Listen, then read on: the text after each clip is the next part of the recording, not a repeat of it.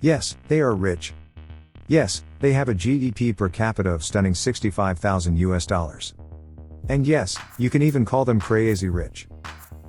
From an underdeveloped to a high-income country, Singapore has grown exceptionally. The interesting thing here is, they did it all without any proper resources. Well, how did they manage to do this? Keep watching to find out. For over 100 years, Singapore was under the British control. In August 1963, they seceded from the British Crown and merged with Malaysia. But just after 2 years they got separated from Malaysia because of social and political issues. Singapore gained formal independence on August 9, 1965. With Yusof bin Ishak serving as their first president, and the highly influential Lee Kuan Yew as the prime minister. Even after independence, the struggle for Singapore was not over. They continued to experience many problems. Much of their people were unemployed. More than 2/3 of the population was living in slums. And life expectancy was very low. Unlike many countries, Singapore is not gifted with vast majorities of natural resources, large population, and huge landmass. What it does have, is a good geographic location. The country is in the center of major shipping routes which connects the West, with Asia's big economies like China, Japan, and South Korea.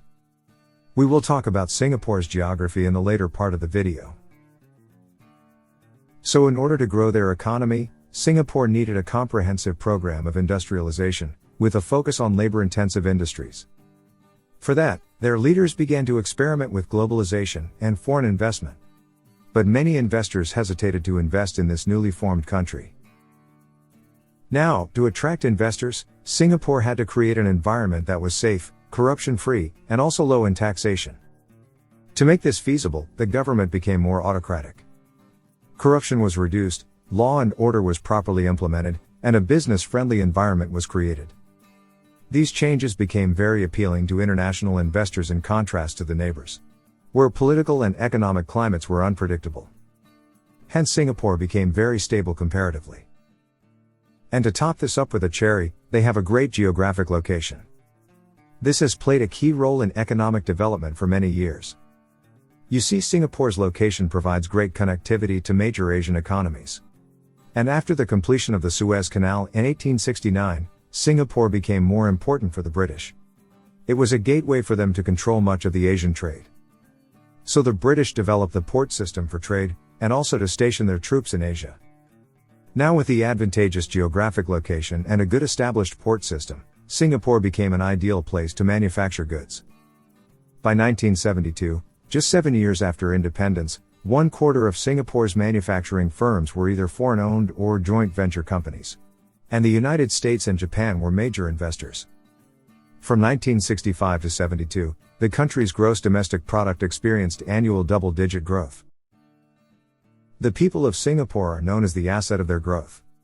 And the thing that made these assets even better, was education.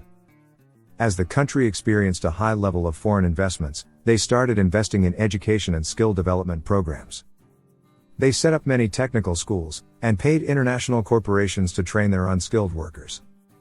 And as the workforce became educated and skilled, they started to export high-end goods. In the 1970s, Singapore was primarily exporting textiles, garments, and basic electronics.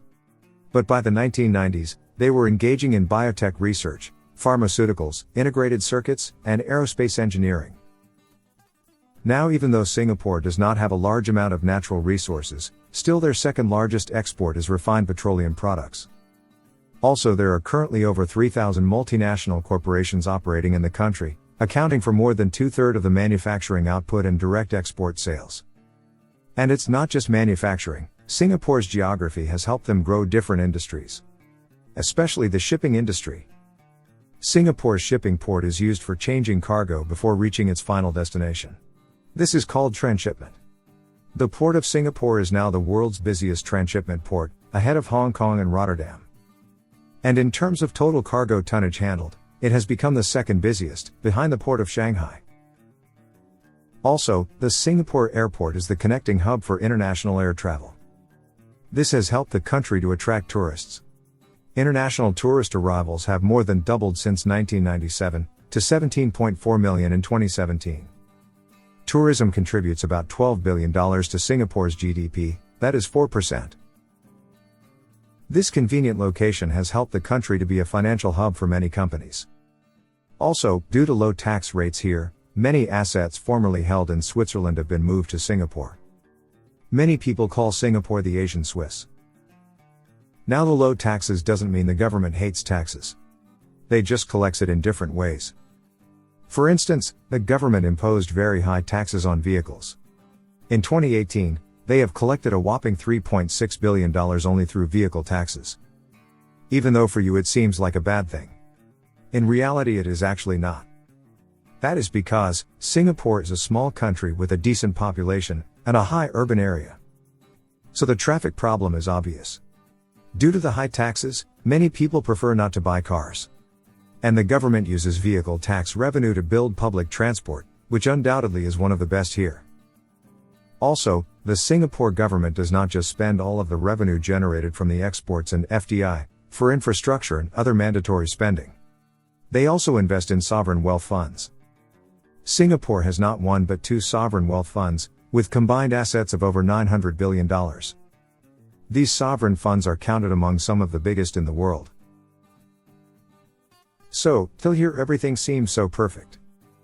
Well, that is because we haven't yet talked about the problems. The first is income inequality. The Gini coefficient, which measures income inequality, shows the nation has a fairly high Gini coefficient of 0.45. A Gini coefficient above 0.4 usually signals a large income gap. Although after accounting taxes and transfers, it fell from 0.45 to 0.398 last year. But it is still high compared to other countries. And similar to other developed nations, Singapore's low birth rate is also causing challenges to their demography. This problem creates dependency on migrant workers for the labor supply. Now, the major problem here is freedom of people. This is a very controversial topic among many citizens. To make the economic growth feasible, the citizens of the country had to suspend a large measure of their freedom for a more autocratic government. In the Freedom of Press Index, Singapore is on 160th place out of 180 countries. This number is really bad. So in conclusion, we can say, even with smaller landmass, and with very few natural resources, Singapore has made their workforce an asset, by educating them for higher productivity. Also, Singapore has played smart, by being a perfect middleman for many Western corporations operating in the region. And took full advantage of Asia's rising economies such as China, Japan, South Korea, and Taiwan. If you like this piece of content, then please share it with the world. Also, we would love to hear from you, what kind of videos you would like to see in the future.